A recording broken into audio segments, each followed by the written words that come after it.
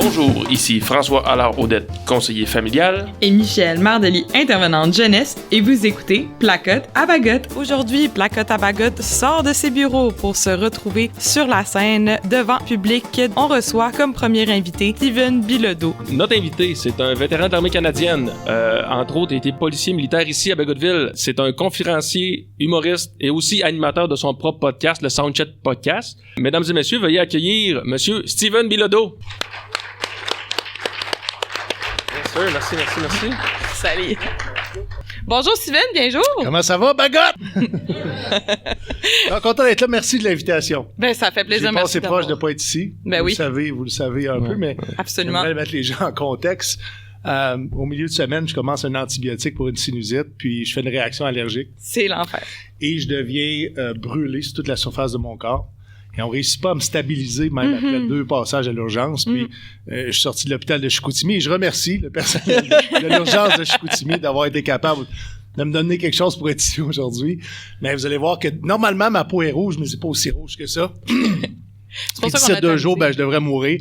Alors, c'est très intéressant. Ça sera enregistré, tes derniers passages dans la sphère publique, tant mieux. Ouais. Donc, écoute, Steven, merci vraiment d'être là. On voulait parler avec toi, justement. On va lancer notre podcast avec une belle petite question de base. Steven, explique aux gens, t'es qui, tu viens de où, t'es né où, vraiment la base de Steven Bilodeau. OK. Steven Bilodeau, c'est un jeune homme. Il est encore jeune, même si j'ai 47 ans aujourd'hui. Je viens de la ville de Québec, originaire de la ville de Québec. Je me suis enrôlé sur la rue Saint-Jean. À l'époque, il y avait un centre de recrutement là. Okay. Je savais pas du tout dans quoi je m'embarquais jusqu'à temps de réaliser que c'est la carrière parfaite pour moi. Le petit Steven à Québec, là. Oui. C'était comment son... il a jamais été petit, là, Steven. Okay. Ah ouais? Non, j'ai toujours été gros. Né costaud déjà. Ouais. C'était quel genre de parcours scolaire, là, primaire, secondaire, cégep? Ça a été un parcours scolaire, je te dirais, en dents de scie, parce que je trouvais pas l'intérêt à l'école. J'avais beaucoup de facilité, malgré que je donnais pas les efforts nécessaires.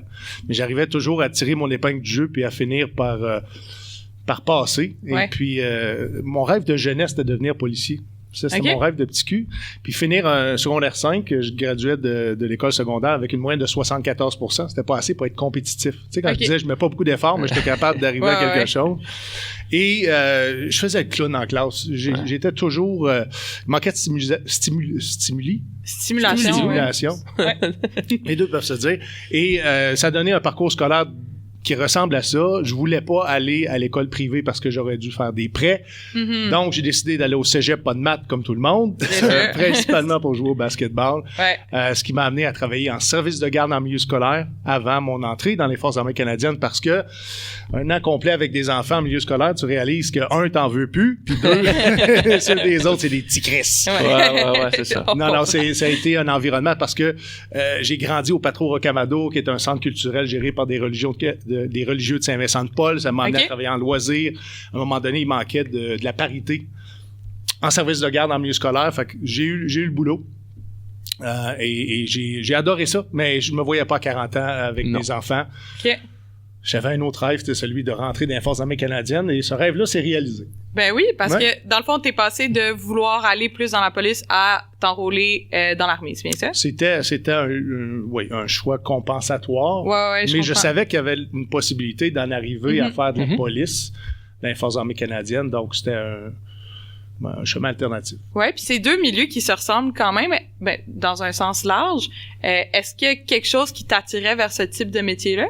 Je pense que c'était le sens de la justice. Je pense de vouloir servir quelque chose qui est plus grand que soi, aider les autres. Je pense que c'était un principe de base, mais avant tout, mon entrée dans les Forces armées canadiennes, c'est parce que je voulais devenir un homme.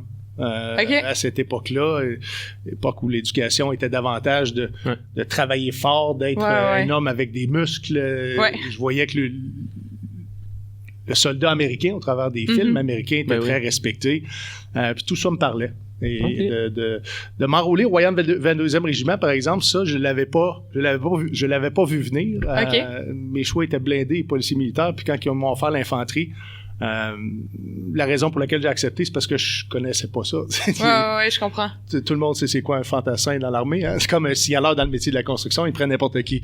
Et c'est vrai. Fait qu'ils t'ont pris. Ils m'ont pris. Ouais. Puis finalement, ça a été un bon fit. J'ai adoré cette famille-là parce que j'ai l'impression que j'ai choisi aussi inconsciemment les Forces armées canadiennes aujourd'hui parce que j'avais besoin d'une famille. Puis on le réalise une fois à la retraite à quel point les gens qui sont passés dans notre vie, puis des fois, ça n'a pas eu besoin d'avoir eu une relation significative pour réaliser qu'on crée des liens juste à partager les mêmes difficultés, les mêmes objectifs. Oui, absolument. Puis tu sais, on en parlait un peu plus tôt, mais dans ton passage, entre autres au cégep de Limoilou, tu sais, moi, ça me parle beaucoup le milieu sportif. Tu sais, tu parlais de jouer quand même du bon basketball, puis on en viendra un peu plus tard.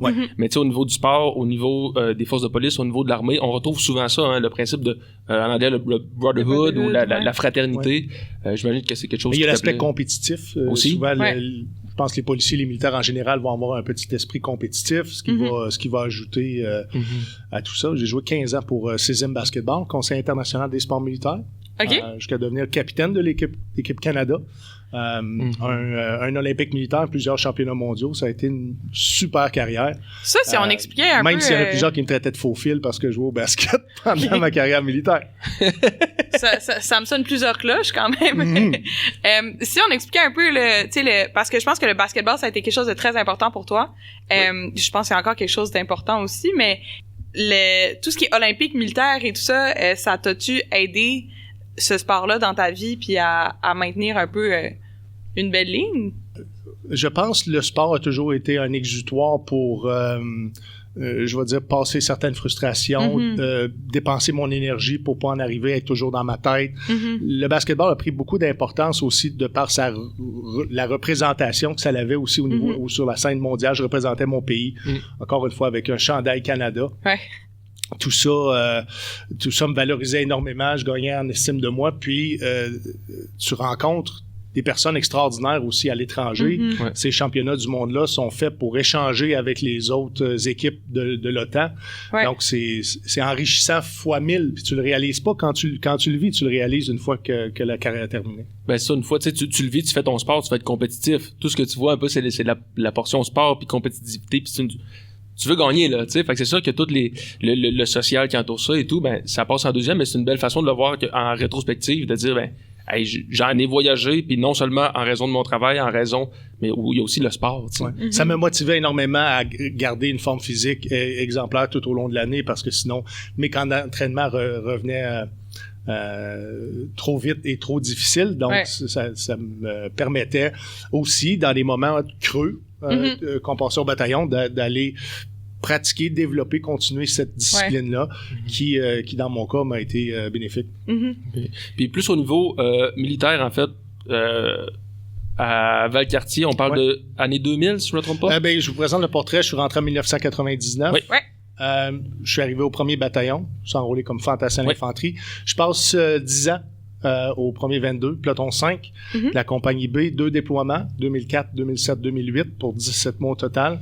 Je fais un changement de métier en 2008, non pas sans retourner à des études par correspondance pour rencontrer les critères d'admissibilité sur le programme de transfert.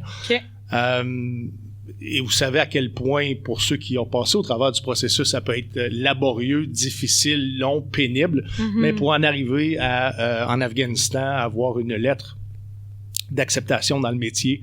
Donc, je savais qu'en revenant au Canada, sur ma dernière mission, je m'en allais pour notre dépôt à nous, qui est à Borden, avec les policiers militaires, puis l'académie de police. Cette lettre-là, quand elle rentre, c'est-tu plus un « Hey, j'ai vraiment hâte de partir d'ici » ou c'est « Je vais faire ce que j'ai à faire ici, puis je vais bien le faire, puis je vais partir ensuite, changer de métier ». C'est comment, quand on est déjà en déploiement, puis on sait qu'on va changer bientôt? J'ai comme l'impression... c'est un processus que j'ai amorcé avant la dernière mission 2007-2008 de 10 mois en Afghanistan. Mais étrangement, la lettre d'acceptation est sortie pas longtemps après une grosse embuscade. Donc, on peut penser que c'était une compensation avec ce qu'on venait de vivre. C'est un peu comme ça que je l'ai processé. Elle est comme arrivé au bon moment pour toi. J'aimerais ça aussi dire que c'est important, je fais beaucoup de podcasts.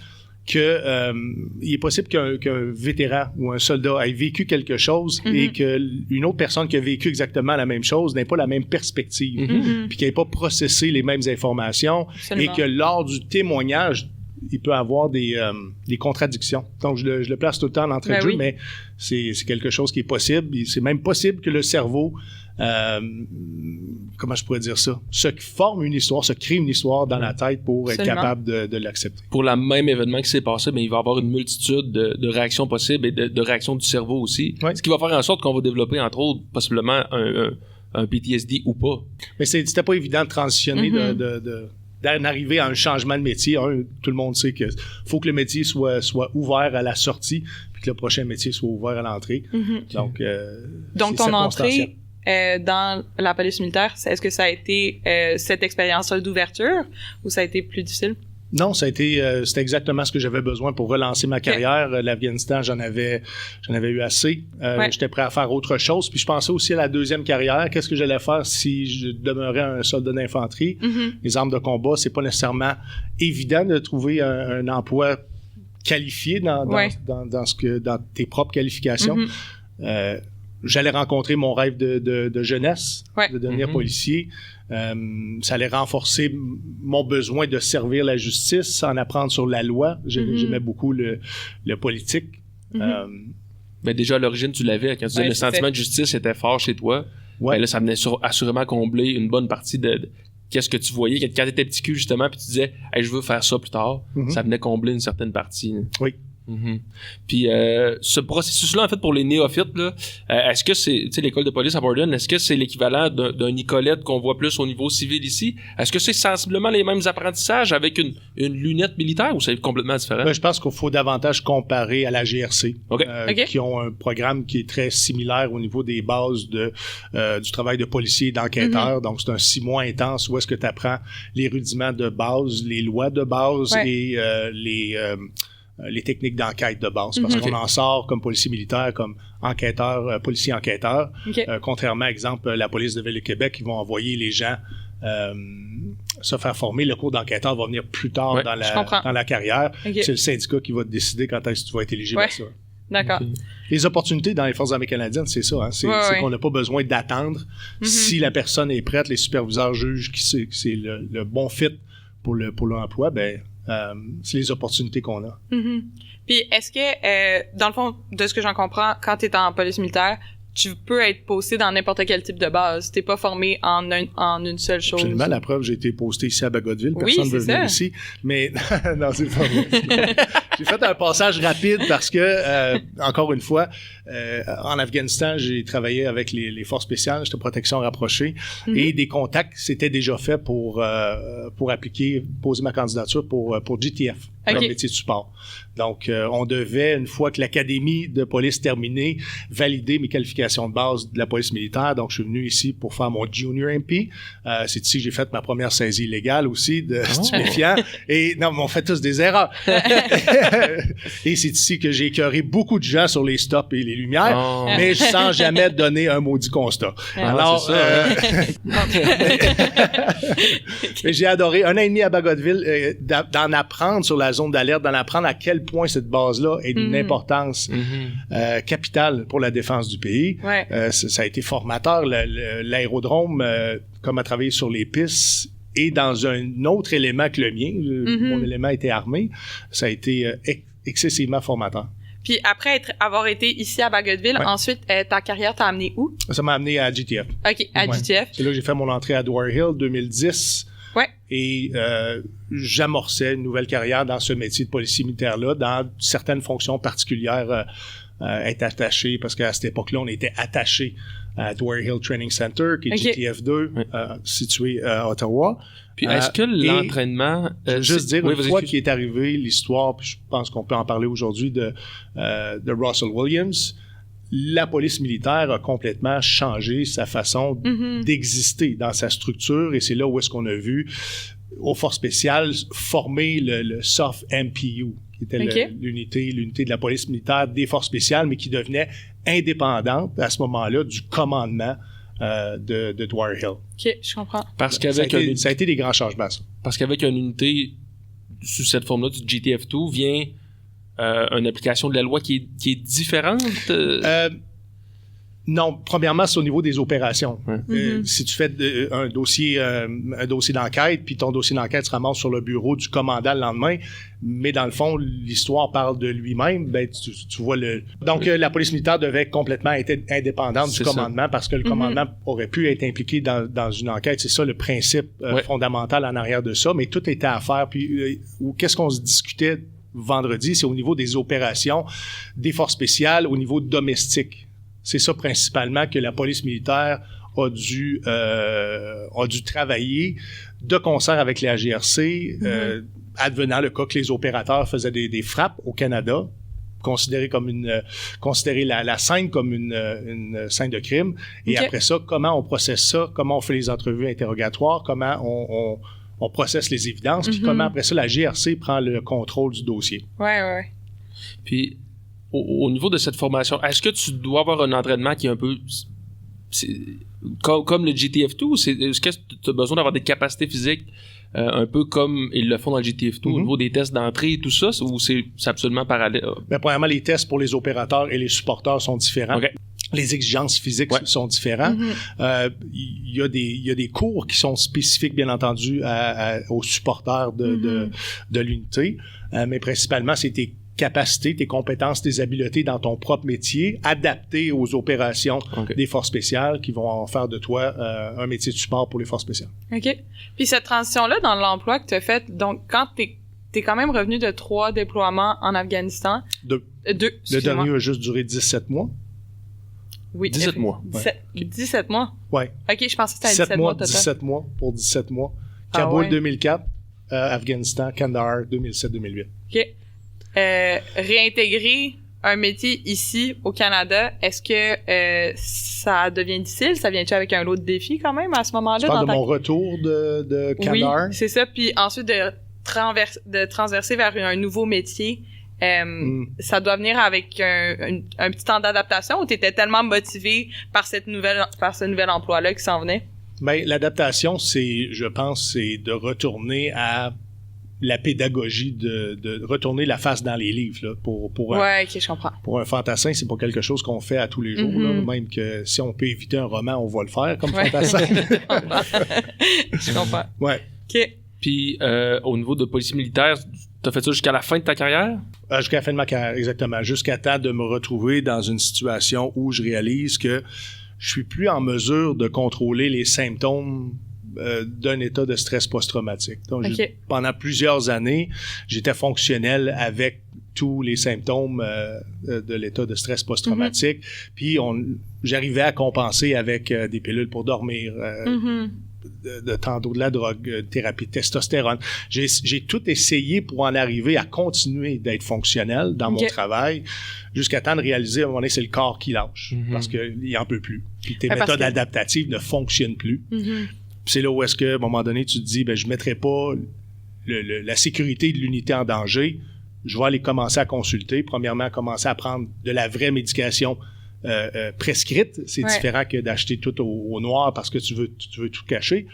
En fait, vous connaissez la culture interne de l'armée dans le sens que on veut pas voir personne aller chez le médecin puis de demander des journées de congé parce que on impose aux autres une charge de travail supplémentaire. Je comprends. Mettons, je fais une grande caricature, mais cette pression-là, des fois des pairs, des fois des superviseurs, t'amènent à skipper le médecin puis à avaler ta pilule puis à continuer à avancer. Puis éventuellement, ce que tu dis, c'est que c'est ton corps qui a lâché par rapport à ça. Exactement. C'est qu'à un moment donné, puis c'est pas juste mon corps, parce que j'avais beaucoup de difficultés à dormir. Il fallait que je dorme toujours avec une arme à feu. Fait que je me retrouvais même à dormir au travail, en boule, avec mon arme à feu, supervisé par mon commissionnaire ou mon partner. Ce qui est arrivé, c'était un moment où j'atteignais probablement les dernières limites. Absolument. J'avais de la difficulté à lever ma poche de hockey. Il y a beaucoup de choses que j'étais plus capable de faire, même si mon cerveau voulait le faire. Mon corps me le refusait. Puis une sortie des forces de cette manière-là, pratiquement forcée, c'est ton corps qui t'a forcé et ton cerveau qui t'a forcé à quitter les forces. On quitte comment, ce métier-là? Ça dépend. Puis sur le Soundcheck Podcast, qui est mon podcast maintenant, je rencontre des vétérans à toutes les semaines. C'est différent pour chaque personne. Je pense à un soldat qui est accompli d'un force, puis que vers la fin de sa carrière, j'arrivais à la fin de mon 20 ans, commence à avoir des difficultés, veut aller prendre soin de sa santé. Je pense que le processus qui s'amorce de la libération, parce qu'on le sait une fois que le diagnostic, à l'époque, parce qu'aujourd'hui, on a des programmes de rétention.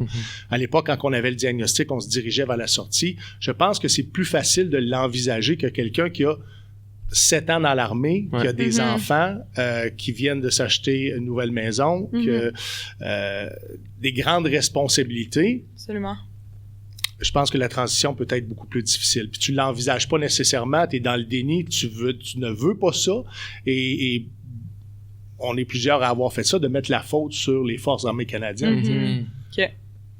Est-ce que, un bout, tu me dis, mon corps finissait, c'est mon corps qui a parlé, puis c'est mon corps qui a fini par flancher. Mentalement, est-ce que tu te rendais compte des choses qui changeaient, puis dans le creux dans lequel tu étais peut-être en train de tomber un peu? Absolument. Il y a un brouillard mental qui s'installe, la difficulté à des problèmes cognitifs qui sont très présents. Après ça,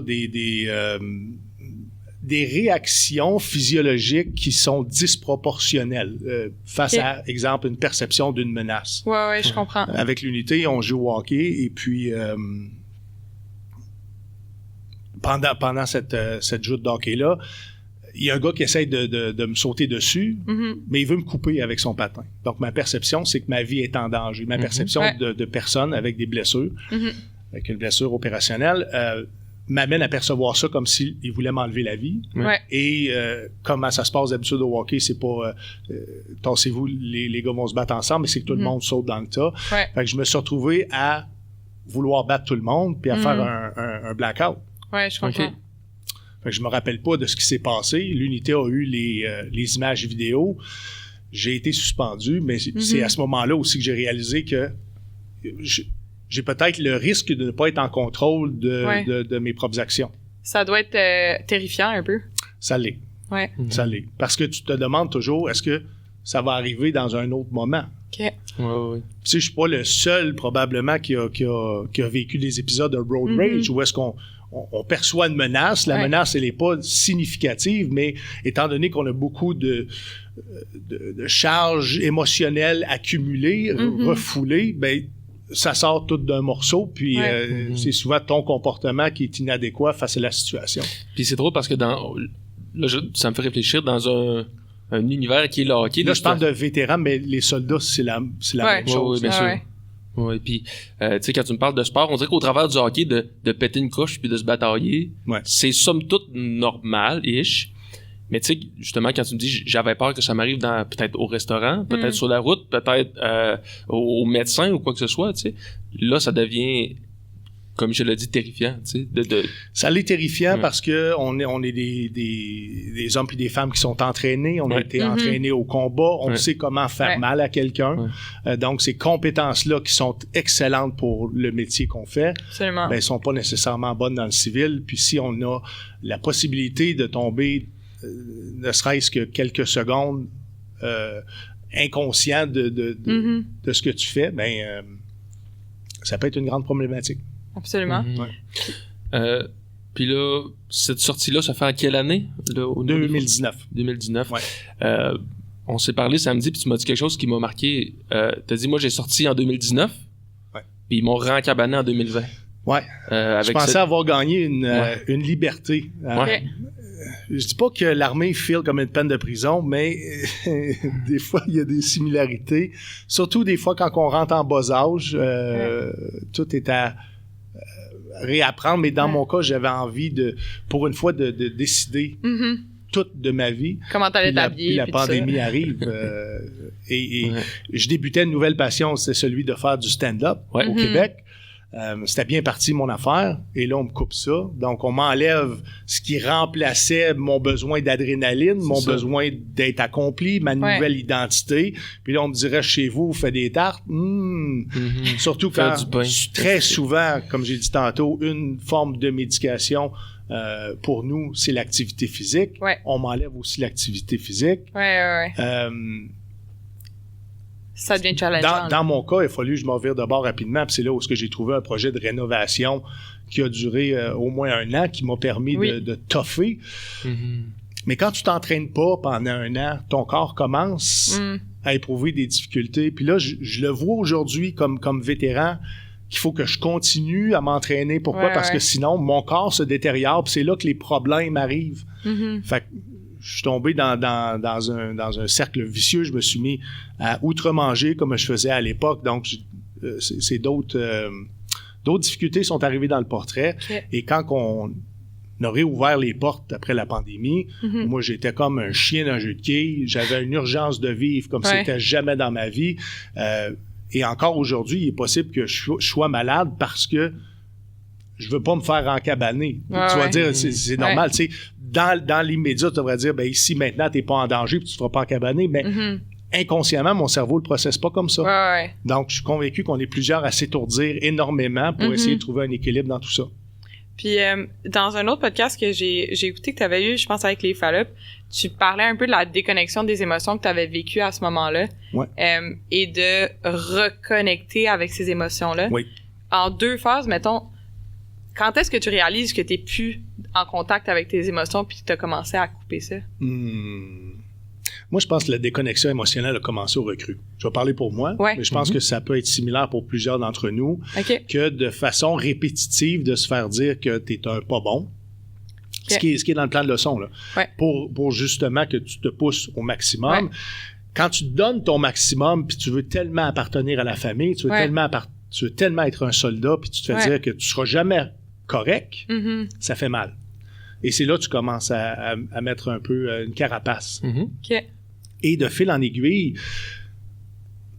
dans les Forces armées canadiennes, c'est pas étranger d'avoir vécu du harcèlement d'une façon ou d'une autre. Donc, c'est tous des petites fissures qui viennent s'ajouter une en arrière de l'autre. Et tout au long d'une carrière, il peut arriver plusieurs événements potentiels traumatiques. C'est pas tous les hommes ou les femmes qui vont développer une blessure de stress opérationnel ou un état de stress post-traumatique dû à une opération à potentiel traumatique. Absolument.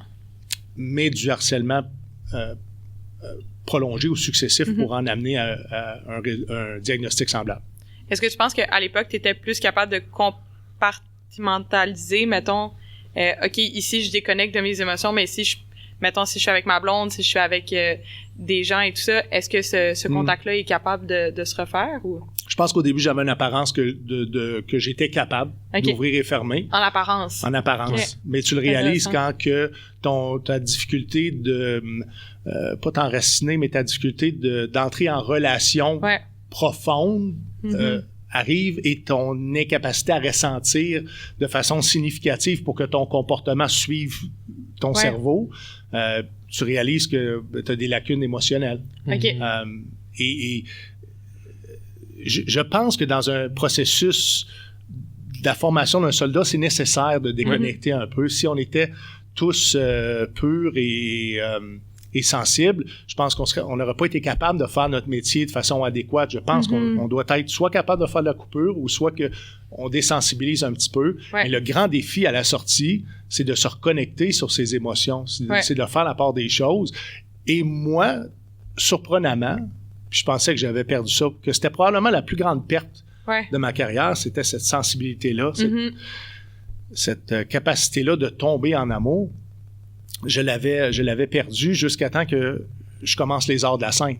Et là puis c'est drôle parce que c'était planifié mon affaire. Je voulais faire rire les gens, j'étais petit cul.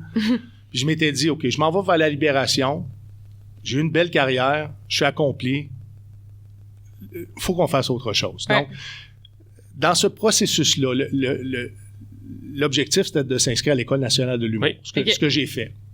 Mettons 6 mois avant ma sortie, pour voir, premièrement, si c'était pour moi la pédagogie, puis si j'allais être capable, avec les problèmes cognitifs, de faire du stand-up. Fait que je m'inscris à l'École nationale de l'humour, mais en même temps, je crée une fondation qui s'appelle Marqué pour la vie, markforlifecanada.com. Et mon idée, c'est, au travers d'un programme comme ça, c'est briser l'isolement, c'est d'envoyer des vétérans faire des gains émotionnels. Je pense que c'était pas juste les vétérans, c'était, je pense, tous les premiers répondants confondus. Faire des gains émotionnels Et après ça, que tout ça contribue à leur rétablissement. Donc, cette fondation-là permettait à un homme ou à une femme d'accompagner un enfant dans une activité sportive, culturelle ou sociale. C'était supporté financièrement par la fondation. Et de par l'implication, le soldat ou le vétéran brisait l'isolement, s'en allait accompagner le jeune qui allait se développer et allait en tirer des gains aussi, une valorisation face à cet accompagnement-là. Ça existe encore, ce programme-là? Non, la pandémie et le financement m'a forcé à mettre fin à la fondation. Cependant, j'ai continué un peu le même modèle parce que j'ai réalisé que les arts de la scène continuaient à me faire progresser dans mon rétablissement. À chaque année, depuis 6 ans maintenant, je donne et je lance l'invitation à tous les vétérans ou les soldats qui sont en voie de libération, s'ils veulent joindre le programme. Je donne une formation d'écriture humoristique, présentation numéro, gratuite à chaque année. Ça dure un week-end. On peut le donner en virtuel aussi. Puis ça connaît un franc succès, là. Depuis, ça fait quoi, 6 ans, je crois? Ça fait 6 ans maintenant. Et on leur donne la chance de préparer un numéro d'humour de 5 minutes. Puis on veut pas en faire des humoristes de la relève. Ce qu'on veut leur donner, c'est l'opportunité de briser l'isolement, de vivre les arts de la scène avec des gens qui partagent leur même réalité. Puis on les amène durant la semaine de l'armistice à un spectacle qui s'appelle Les vrais vétérans de l'humour.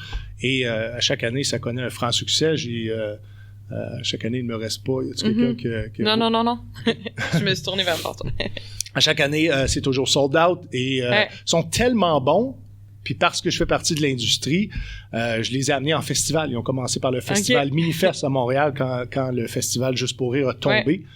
Donc le Minifest était le seul festival. Et l'année passée, ils se sont produits hors programme là, au Festival du rire de Joliette. Ils sont réinvités cette année. Wow. Donc, le programme, c'est beaucoup de bouche à oreille. J'ai pas fait de... Je voulais que ça se développe de façon organique pour en prouver la valeur du programme. Mais il s'est créé une communauté autour de ça qui est fantastique. Puis c'est un principe, je pense qu'on retrouve beaucoup chez toi en termes de... Tu disais tantôt, l'armée a été vraiment une famille. Ensuite, cet esprit de communauté-là que tu es allé recréer avec les vétérans. Tout à l'heure, tu mentionnais au niveau des émotions en connectant avec la scène, ça t'a amené à reconnecter un peu avec tes émotions puis l'amour de la scène que tu avais?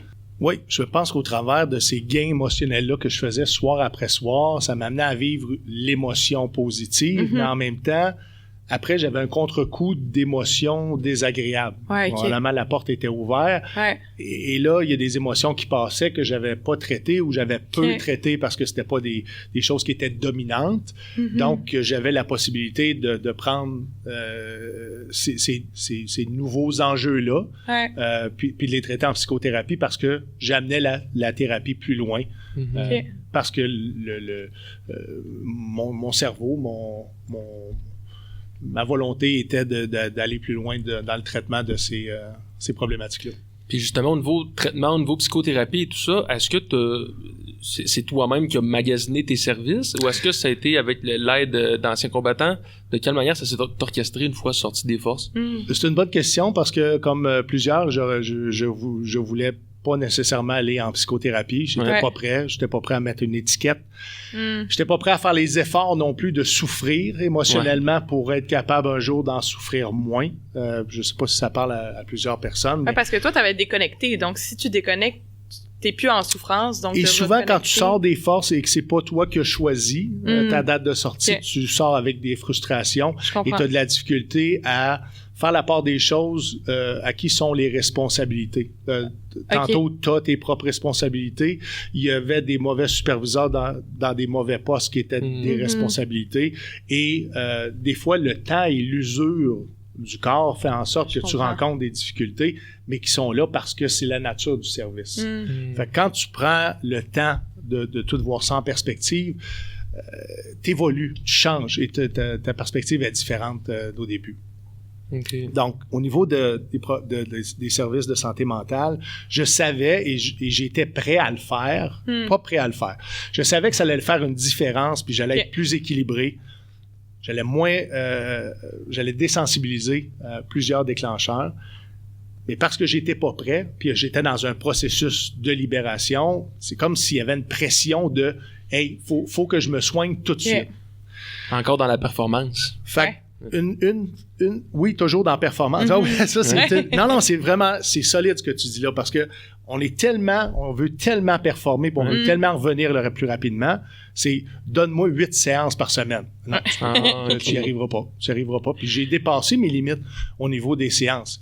Mais si je retourne avant ça, les premières choses que je faisais en psychothérapie, c'était pratiquement de l'évitement. Je parlais de rien.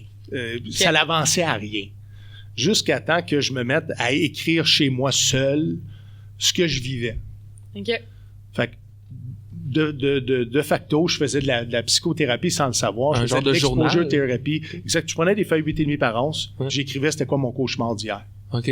J'expliquais qu'est-ce que je me rappelais, qu'est-ce que ça réveillait comme émotion chez moi. OK. Comment je pourrais dire ça? La vulnérabilité que ça pouvait provoquer, toutes les émotions qui pouvaient suivre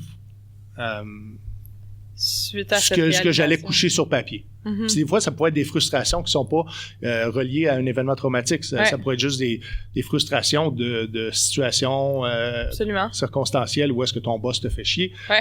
Mais à un moment donné, si c'est dans ta tête, ça t'envahit, mets-le sur un bout de papier. Fait que j'écrivais, je lisais, je m'enregistrais, je réécoutais.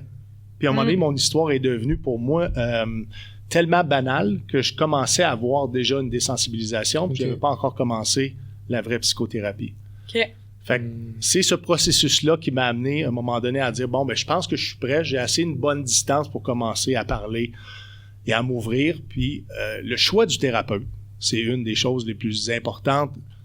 Puis encore une fois, on est pressé, on veut que tes employeurs veulent que tu reviennes au travail rapidement. Toi, tu veux revenir au travail rapidement, mais des fois, le processus doit être plus long parce que tu n'as pas un bon match avec le thérapeute. Absolument. Et il ne faut pas être gêné de demander la possibilité de rencontrer un autre thérapeute. Puis ça ne devrait pas se faire avec des difficultés, même si les ressources sont rares.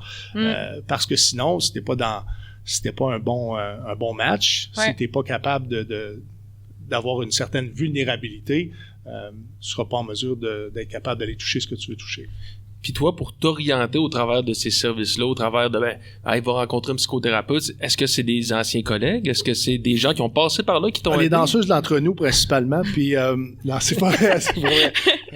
Deux personnes viennent de Québec. Non, je pense que c'est ma volonté, comme tous les soldats, de dire, hey, je vais revenir fit. Ouais. Donnez-moi du temps. Ça sera pas long. Je vais revenir. Puis c'est souvent l'erreur qu'on fait tous, c'est qu'on veut pas se donner du temps. Puis c'est important de se donner du temps. Parce que le temps aide les choses, surtout quand on continue à évoluer dans le rétablissement, que ce soit de la physiothérapie ou de la psychothérapie. Pour chaque personne, il y a un rythme. Il faut que tu trouves ton rythme pour que lorsque tu fais la psychothérapie, que ta vie goûte encore quelque chose, parce que sinon, c'est là que les idées noires arrivent. Faut que ça goûte quelque chose de bon à quelque part. Fait que c'est important de ne pas oublier, au travers de ça, de trouver des choses positives. Puis tu sais, ce que tu me dis, ça me rappelle, dans le temps, encore une fois, de cette fameuse COVID-là, les jeunes qui allaient à l'école à peu près pas, là, c'était juste par vidéo, disaient « Hey, il me reste juste le plat de l'école. » J'ai plus le fun de l'école. Le fun de l'école, c'est quoi? Tu jases avec des amis à récréation, tu planifies des sorties le soir. Mais là, qu'il y aurait juste le plat, ça me fait penser à ça. Il y aurait juste le plat de la vie.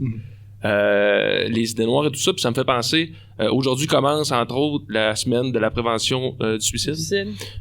Donc, ça fit avec ce que tu dis. Est-ce que c'est un passage avec qui tu as flirté? Ou est-ce que tu avais des gens pour t'aiguiller là-dedans, dans ces idées noires-là? Est-ce que... Non, j'ai vécu ça seul. Okay. De mémoire, il y a une personne proche de moi à qui je l'ai confié, mais c'est après coup. Même, je ne l'ai pas dit à cause de la honte, principalement. Puis moi, de la façon dont la volonté de m'enlever la vie s'est traduite, c'est que je voulais passer un message. Je souffrais tellement, puis je croyais que c'était de la faute à lui, puis c'était de la faute à elle, puis c'était de la faute... Puis à un moment donné... C'est une bonne chose que je l'ai pas faite parce que j'avais tort. Même si j'étais envahi par des idées suicidaires, j'avais tort dans pourquoi je voulais en arriver à m'enlever la vie. Puis à la fin de la journée, la souffrance est que passager.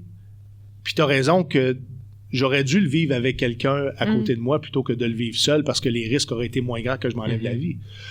Fait que le principe du binôme qu'on apprend dans l'armée, là, c'est pas un principe anodin. Ouais. C'est un principe qui me suit encore aujourd'hui. Mon binôme est encore dans ma vie aujourd'hui. On se parle pas tous les jours, mais quand on se parle, c'est comme si c'était hier. Binôme, je sais que cette personne-là, je peux lui faire confiance jusqu'à la fin de ma vie. OK. Binôme, on parle comme d'un... faut jamais être seul, mettons, faut tout le temps être deux. Quelqu'un qui va watcher ton back. Ouais, OK. Mais sans nécessairement qu'il y ait une position de pouvoir, parce que des fois, le père aidant peut être perçu comme quelqu'un qui va te dire quoi faire ou te moraliser. Juste d'avoir des gens pour s'accompagner. Puis ma transition dans les Forces armées canadiennes, puis ça, c'est un des grands défis, on va en parler. Dans la transition, tu as l'apprentissage de redevenir un civil, de faire ta fiscalité peut-être d'une façon différente, d'avancer avec l'administration de la sortie et aussi pour certains qui s'en vont vers une transition, vers un autre métier ou d'apprendre, de retourner à l'école ou si tu t'en vas vers l'invalidité totale et permanente, c'est tous des avenues qui comportent leurs défis et quand tu le fais en équipe, puis on le sait dans l'armée, tu as beaucoup plus de chances de succès parce que quand il y en a un qui ira pas bien, ça va être l'autre qui va le tirer. Puis ensemble, vous allez être capable, mets-toi sur le chapitre 4, puis apprends la loi sur le bien-être des anciens combattants, puis moi, je vais regarder qu'est-ce que ça prend pour faire la demande de prestation d'invalidité. Vivez pas ça tout seul. Demandez de l'aide aux autres. Là, j'ai vu, il commence à y avoir un mouvement où c'est que des gens demandent des sous à des vétérans ou des soldats en voie de libération, des soldats qui font des demandes d'invalidité. Et je me suis posé la question si c'était correct, si c'était éthique de le faire. Moi, je ne l'ai jamais fait. Les gens que je connais qui le font ne l'ont jamais fait. Cependant, je sais que ça existe. Puis je me suis dit, au début, ça n'a pas de bon sens, tu sais, de demander de l'argent à quelqu'un pour l'aider. Un frère d'armes, une sœur d'armes, tu devrais être là à 100% sans nécessairement t'attendre à avoir quelque chose en retour. Mais en même temps, j'ai été celui qui a utilisé les cliniques privées pour en arriver à un résultat plus rapide. Donc, j'ai payé des spécialistes de santé pour en arriver avoir des X-rays plus rapides, pour avoir des diagnostics plus rapides. Pourquoi? Pour avoir des soins et des services plus rapides. Oui, c'est ça.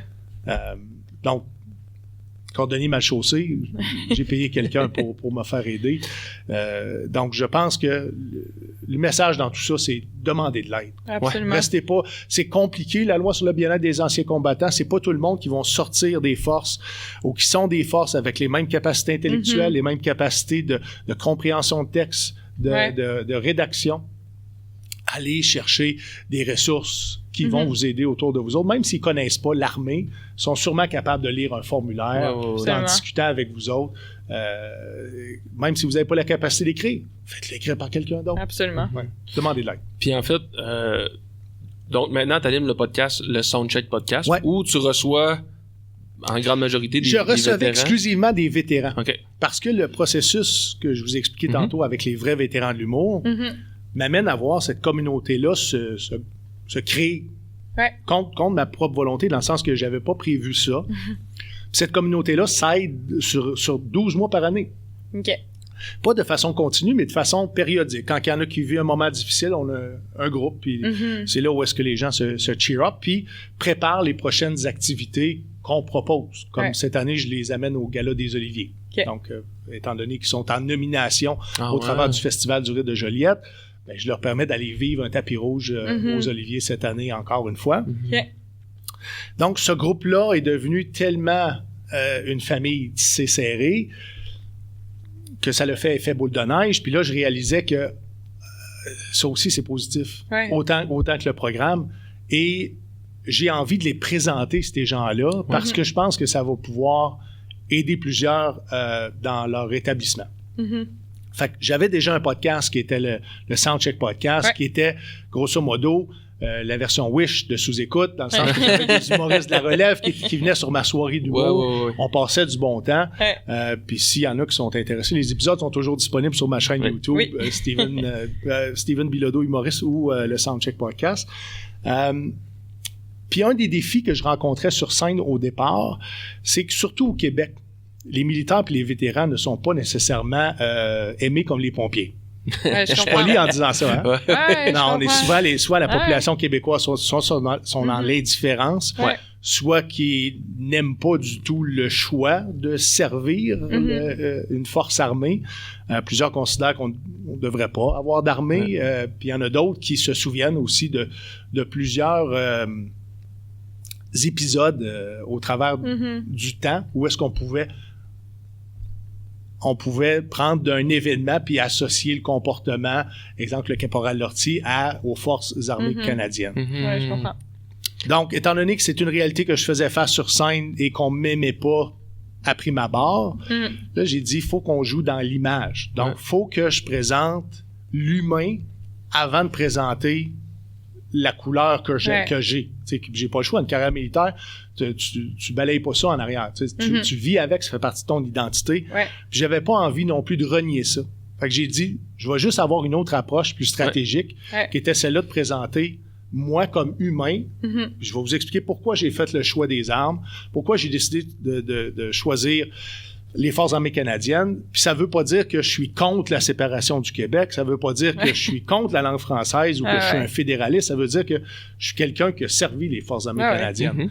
Je suis un être humain, j'ai un parcours, j'ai une famille, j'ai eu des défis dans ma vie également. Et en humanisant un peu ces hommes et ces femmes-là, je réussis à présenter le soldat puis le vétéran d'une façon différente. Donc, je pense que tranquillement, on commence à faire changer la perception, surtout des Canadiens français envers les hommes et les femmes qui ont décidé de choisir les forces. Puis c'est fascinant parce que, tu sais, quand tu disais, bon, peut-être que les vétérans ont mauvaise presse dans une certaine mesure au Québec, c'est vrai que si on regarde ici au Saguenay, là, tout ce qu'on voit, c'est des stationnements pour vétérans, genre chez Michaels, puis pas loin d'ici, là, c'est la seule chose qu'on voit. Par moment, on voit le coquelicot, on en parle un peu dans les médias, la parade au centre-ville, mais reste que on n'en parle pas beaucoup. Je suis pas nécessairement en faveur des stationnements. Je sais que je ferai pas l'unanimité, mais je vais quand même donner mon opinion. Les stationnements vétérans, c'est correct.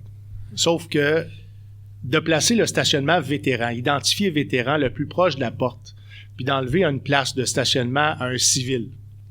Ça peut être une infirmière, ça peut être une personne qui n'a pas nécessairement une passe handicapée, mais qu'il peut avoir des enjeux de mobilité. Je pense que c'est pas bon pour notre presse à nous. Je pense qu'on ne devrait pas prendre la place d'un citoyen parce qu'on a servi les forces armées canadiennes. Sinon, je vais vous dire qu'est-ce qu'on fait avec les policiers, qu'est-ce qu'on fait avec les infirmières, qu'est-ce qu'on fait avec les enseignants. Tout le monde mériterait un stationnement privilégié. Qu'on identifie un stationnement, je suis pour, mais qu'on le place le plus proche de la porte, je pense pas que ça nous fait bonne presse. Intéressant. Si tu es handicapé et tu en arrives à rencontrer les critères pour une passe d'handicapé, comme dans toutes les provinces canadiennes, tu vas avoir ton stationnement proche de la porte. Si c'est une identification, une valorisation qu'on veut en faire, on n'est pas obligé de prendre celui le plus proche de la porte. C'est mon opinion dans ce dossier-là. Par contre, je supporte les gens qui le font, je sais pourquoi ils le font, mais on n'est pas obligé d'être d'accord avec tout ce que les autres font, surtout quand on est vétéran, on réalise que c'est drôle parce que on prend plaisir davantage à juger ceux qui ont fait le même métier que nous ou qui ont porté l'uniforme. Puis c'est une raison pourquoi je comprends pas. Je comprends. C'est comme si on se donnait le loisir de pointer du doigt un comportement de quelqu'un qui est rendu civil parce qu'il a porté l'uniforme avec nous. Tantôt, tu parlais je refais comme une espèce de petite parenthèse. Tantôt, tu parlais de désinstitualisation, de sortir de cette transition-là où tous les matins tu te levais, tu savais exactement quel uniforme t'allais porter, tu savais exactement ce que tu faisais, ton médecin il est sa base, ton pharmacien il est sa base. Sortir de ce mouvement-là, de ce cadre-là. Moi, je suis allée à l'école privée au secondaire, puis j'avais un uniforme, puis arrivé au cégep, c'était déjà comme une désorganisation. Comment tu sors après 20 ans des forces dans cette transition-là de rebaigner dans la vie civile, ça vient aussi... on dirait que ça ferait peur un peu des fois où on sait plus comment s'orienter. C'est ce que tu mentionnais. Dans mon cas, j'ai jamais mis mes yeux dans le même panier. Ouais, OK. je considérais que l'armée pouvait être précaire d'une blessure ou dès que tu commences dans l'armée, on te dit on n'est pas allé te chercher chez vous, si ça fait pas ton bonheur, qu'est-ce ton camp, on va te sacrer dehors. Donc cette menace-là vient avec une insécurité, puis moi ça s'est traduit en je vais toujours avoir un backup, je vais toujours avoir une entreprise. Donc je suis devenu entrepreneur au travers de mon service militaire pour avoir toujours ce pouvoir de force-là de dire ben dans 6 mois, je suis parti. Oui, puis... Donc, puis justement, on est à Bagotville aujourd'hui. C'est ici que j'ai fondé un restaurant. C'est probablement un de mes plus beaux accomplissements. J'ai fondé Sushizan Jonquière, ça à Saint-Dominique. Puis à l'époque, en 2010, il fallait que tu expliques aux gens c'était quoi un sushi. Ben, il y a ça, là. Oui. Et l'aventure a duré 6 mois, mais cette carrière-là m'a amené à travailler dans les bars très, très longtemps à Québec. M'a amené à avoir plusieurs entreprises, justement, pour pas mettre mes yeux dans le même panier. Donc, pour moi, l'habillement, je m'habillais déjà au civil. Je voyageais le monde avec le Season Basketball. C'était pas compliqué. Où est-ce que c'était compliqué? C'est dans la façon de faire les choses. De reprendre le contrôle de ta fiscalité, parce que là, tu n'as plus juste un slip de paye. Puis il y a des grands défis, la libération, puis souvent, encore une fois, on libère, puis on est en crise, puis on veut sacrer notre camp, puis on veut pas aller faire les programmes mandatés, mais allez faire les programmes mandatés. C'est nécessaire à votre compréhension de ce que vous avez probablement jamais eu la chance de regarder. Comme prenez comme exemple le défi de plusieurs qui reçoivent plusieurs chèques, où est-ce que les taxes sont enlevées au minimum. Mettons que tu en reçois 6 chèques ou 5 chèques. Tout le monde t'enlève le minimum de taxes. À la fin de l'année, là, tu vas devoir énormément de taxes. Absolument. Il y en a beaucoup qui font pas leur rapport d'impôt après la sortie des forces parce que, justement, ils veulent plus rien faire. Cette fiscalité-là, elle est importante, tu sais. Et je pense que c'est une des choses qu'on doit prendre on voit beaucoup de vétérans présentement qui sont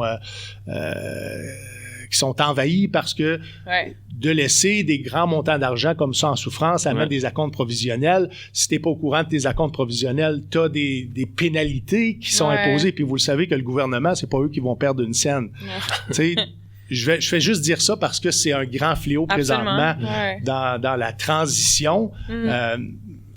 Faut comprendre davantage qu'est-ce qu'ils sont nos nouvelles responsabilités comme civils. Puis t'en parles, puis moi, ça fait 9 ans que je pense pas que l'habillement soit l'enjeu numéro 1. Je pense qu'il y a des plus grands enjeux que ça. Donc, celui de se trouver une nouvelle identité. Tu sais, tu parles d'impôts, puis tu parles...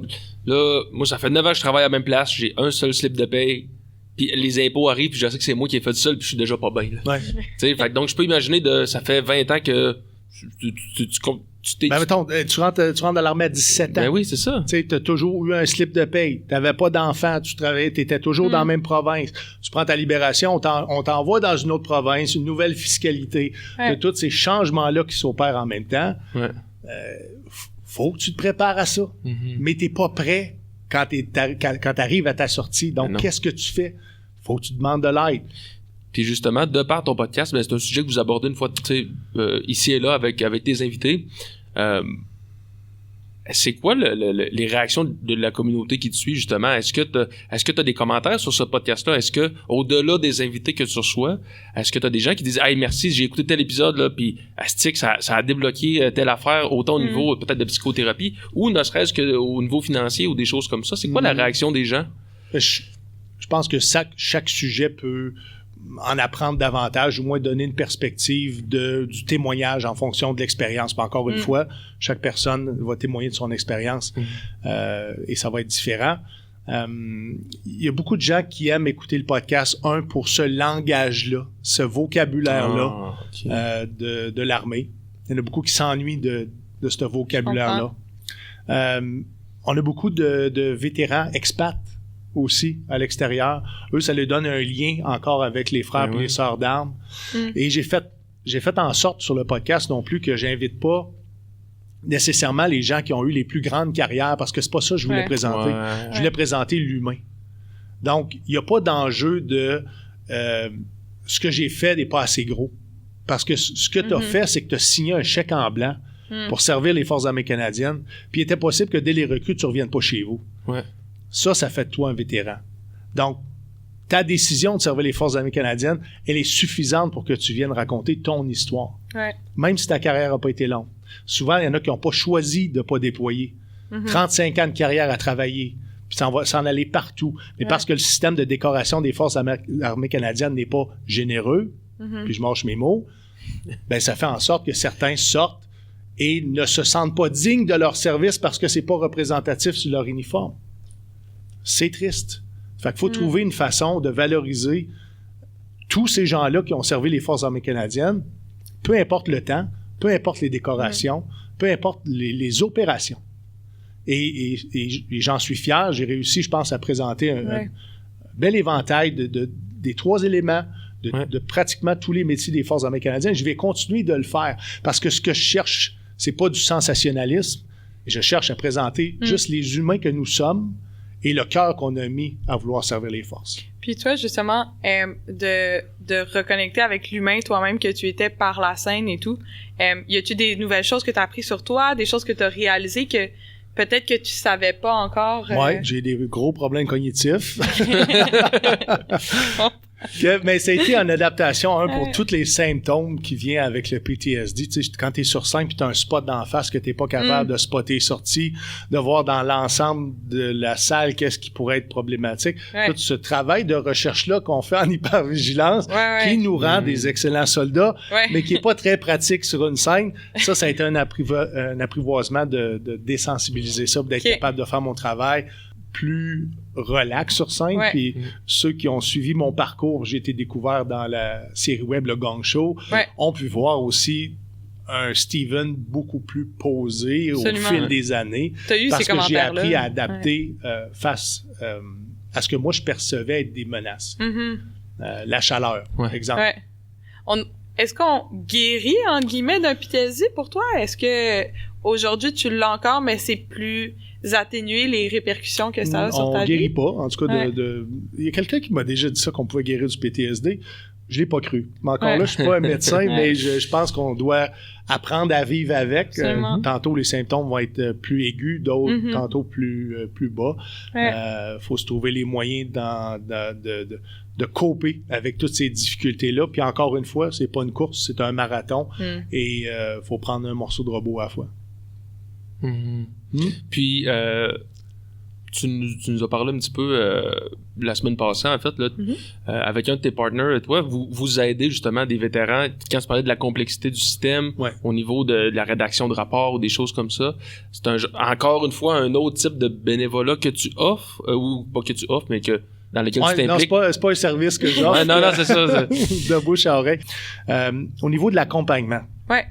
J'en ai mentionné au début du podcast, demandez de l'aide.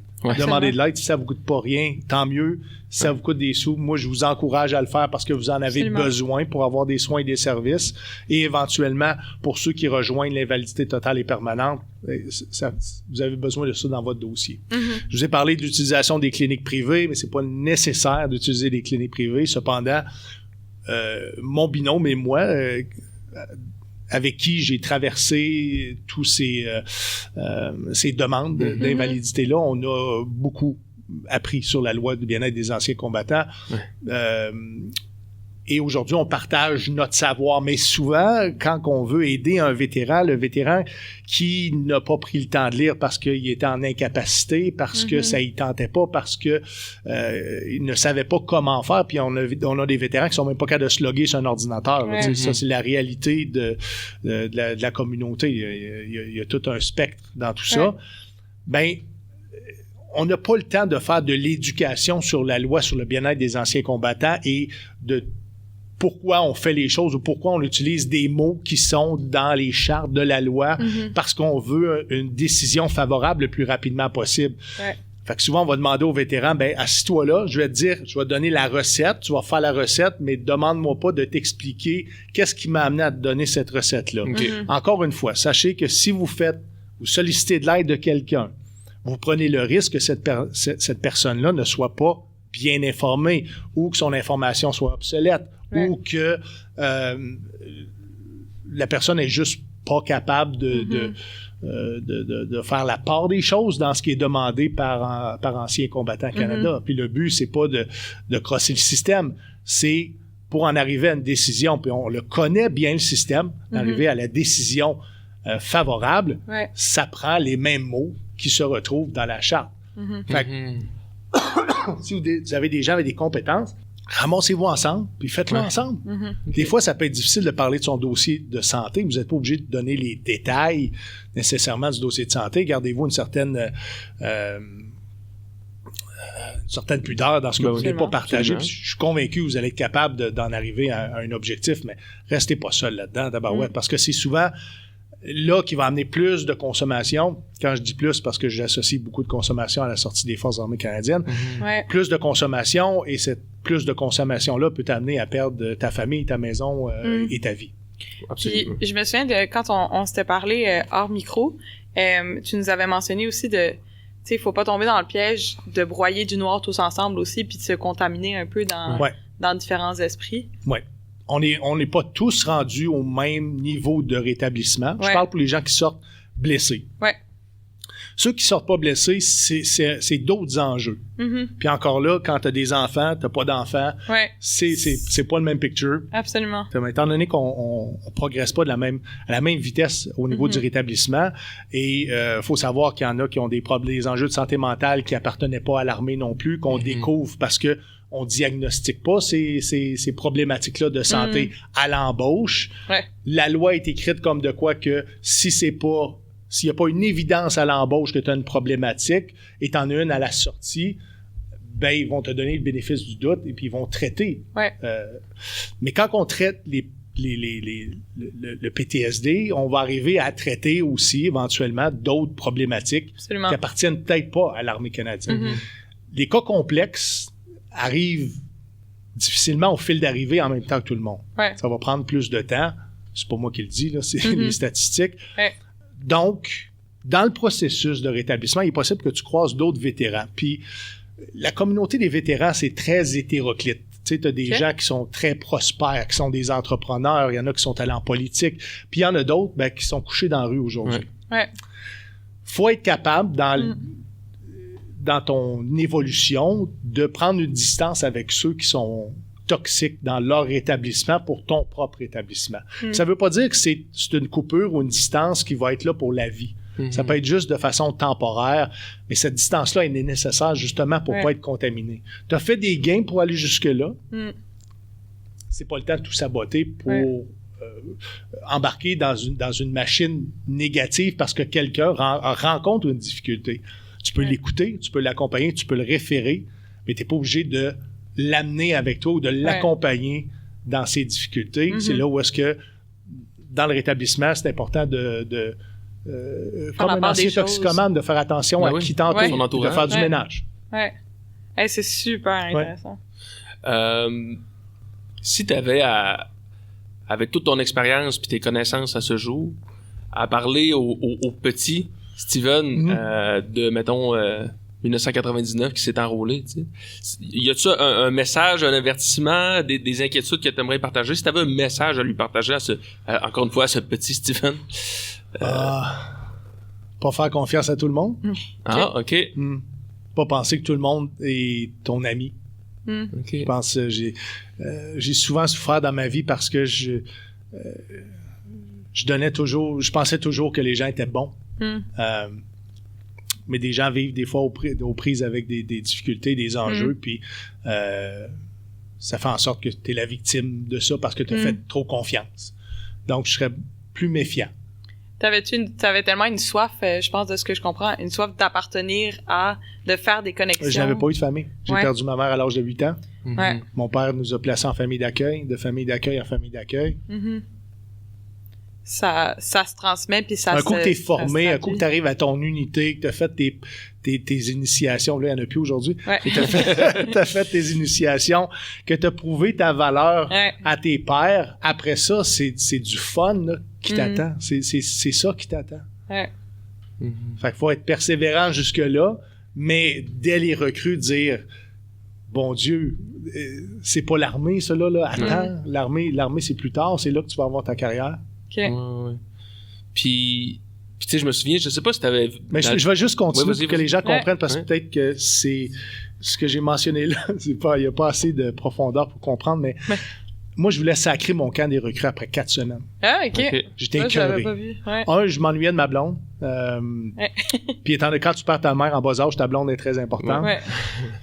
Je m'ennuyais de ma blonde, je trouvais ça dur physiquement. Je suis rentré dans les forces armées canadiennes, puis je vais être très honnête, j'ai même pas passé mon test de push-up. OK. Mais étant donné que je m'en allais au 22, ils ont dit ils vont faire en sorte que tu vas être capable de faire des push-ups. Et il avait raison. Je sais que je m'en allais avec ça.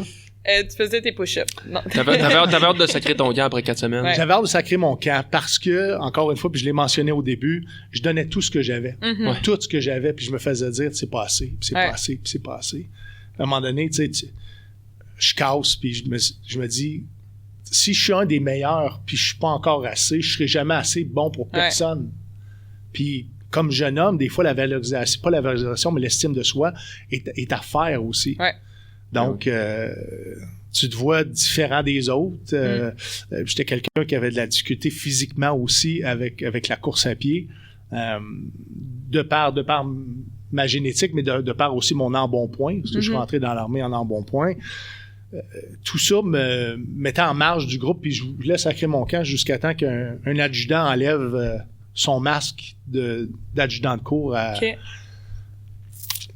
Saint-Jean, puis me dise que il dit Steven, je vais essayer de pas tomber émotionnel.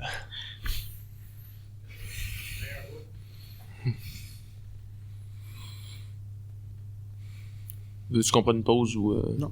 Non.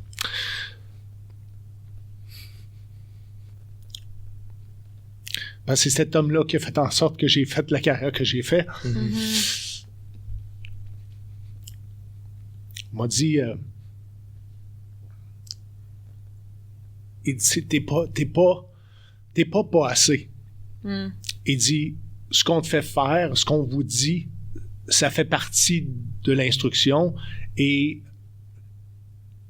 j'aimerais que tu te mettes dans la position d'un comédien puis que tu te détaches émotionnellement de tout ça puis que tu vois ça comme un jeu, comme si on te faisait jouer un rôle. OK. C'est plate parce que je me souviens pas du nom de cet adjudant-là, puis je l'ai rencontré plus tard, après ma carrière. Mais c'est grâce à cet humain-là, en uniforme, qui avait la job d'un adjudant de peloton au recrue, qui a fait en sorte que j'ai compris que c'était un rôle Ouais. au niveau de la formation d'un soldat. J'ai pu me positionner émotionnellement différemment parce qu'à cette époque-là, j'étais pas complètement coupé de mes émotions. Mm. Et ce qui m'a permis d'avancer puis de progresser dans cette carrière-là, puis tout au long de ma carrière, de dire aux recrues la même chose. Ben oui. Prends-le comme si c'était un rôle. Mhm. Pour après ça, quand tu vas être rendu à l'unité, tu vas avoir approuvé ta valeur, tu vas avoir été formé, mais tu vas vivre autre chose dans ta carrière. De voir ça comme un genre de passage oublié, puis c'est une game, puis ça va être un 3 mois, si je me trompe pas, la durée du Ben, à l'époque, moi, c'était 10 semaines. Le cours d'infanterie, c'était 18.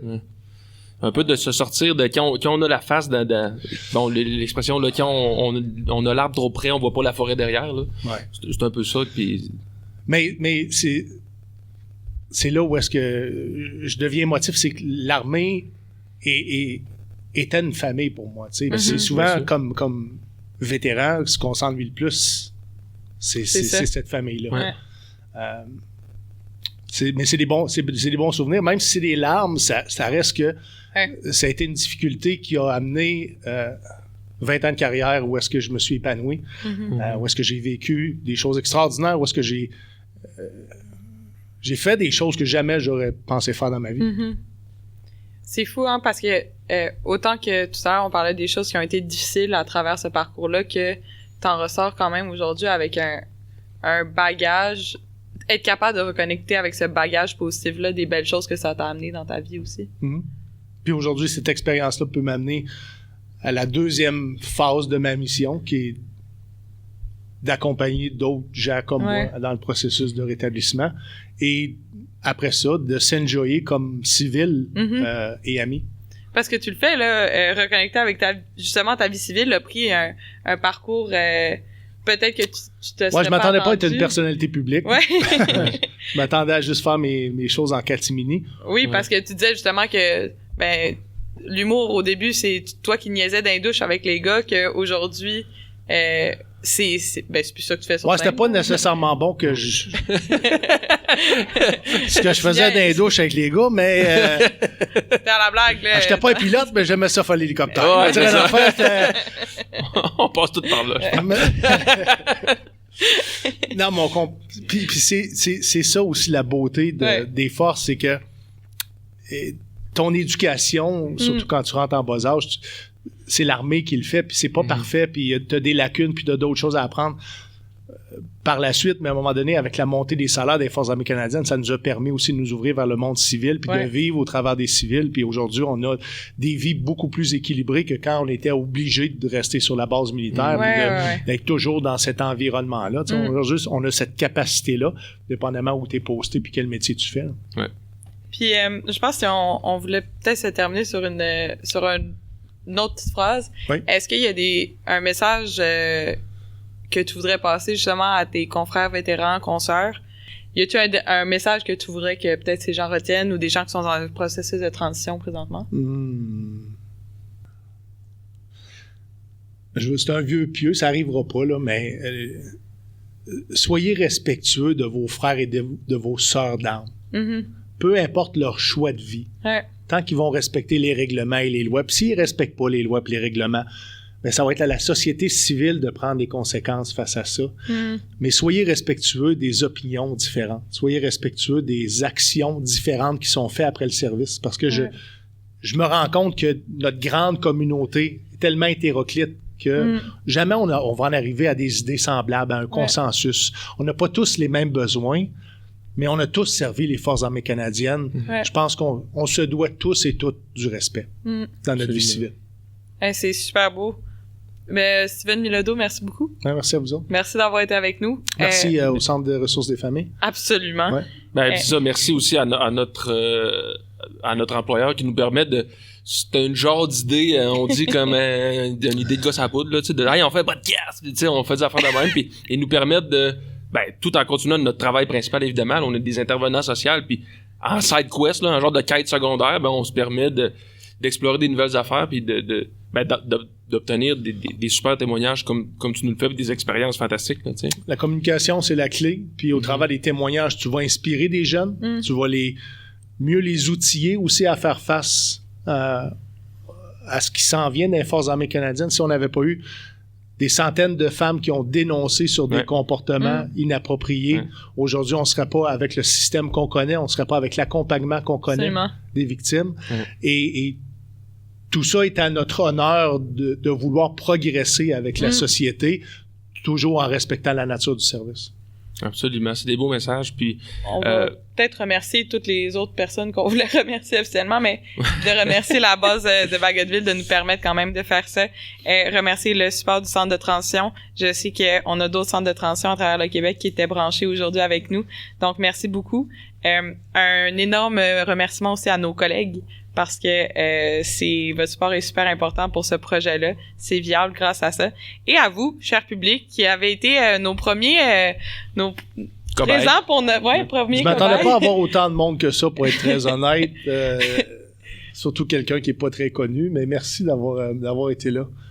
Puis tu sais, nous, ce stock-là, je veux dire, ça reste notre podcast, puis on le met sur nos plateformes, puis il est disponible en tant qu'outil libre-service. Là, nous, c'est vraiment le but du podcast. Les gens vont me voir pleurer encore plein de fois. Ils vont t'entendre. Ils vont t'entendre. Pas physiquement, mais ils vont t'entendre. À moi, tu nous dises qu'on enlève ça. Mais... C'est seulement vocal? Seulement audio? Oui. Ouais, c'est ça, oui. Ouais. La vidéo, c'est vraiment juste pour le Zoom, pour permettre aux autres de Valcartier. Oui. Okay. Et ma mère, si tu veux la saluer directement, elle est présente avec nous. Merci d'avoir été avec nous. C'est une première expérience, donc un podcast live. Vos commentaires seront super appréciés. Puis en fait, un autre remerciement, dans le fond, tu sais, nous, on fait venir par moment des professionnels, par moment, on a déjà fait venir des psychoéducatrices, des personnalités publiques et tout ça.